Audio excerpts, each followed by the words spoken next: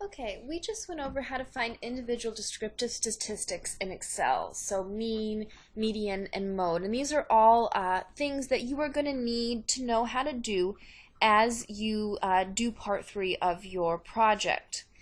But there's a quick and easy way to get all of these statistics at once. And now, this isn't really probably necessary for the test where you're just going to be asked for one thing at a time, find the mode of this. Then you're going to have a different set of numbers, and you're going to have to find the median. It is something that you might want to do for your project where you have to find all of them, and you might as well do them all at once.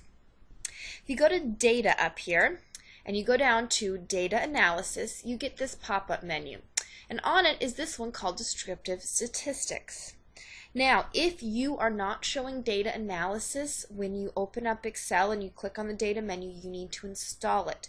It comes in all your versions of Excel, but it often does not install on first install. You'll need to go back and tell it to do that. So if you don't see it, go back and do it. Under doc sharing, I have some notes in the various forms on how to get that into your course, and we will absolutely need this later. Right now it's it's an option. Later it will be a necessity. So click OK, and I'm going to put in my data set, so A1 through A26. Notice I did include the label, and I'm just here, you just click labels in first row. It's a column. The reason this is if you have several different things here, it can sort all that all at once, and it can do it by columns.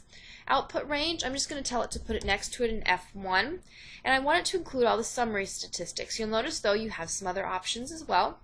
I'm going to click OK, and right here I have the mean, I have the median, the mode, and the standard deviation all at once done for me. It even gives me the range, the minimum, the maximum, everything I could possibly want for part 3, and it's all done all at once very easily.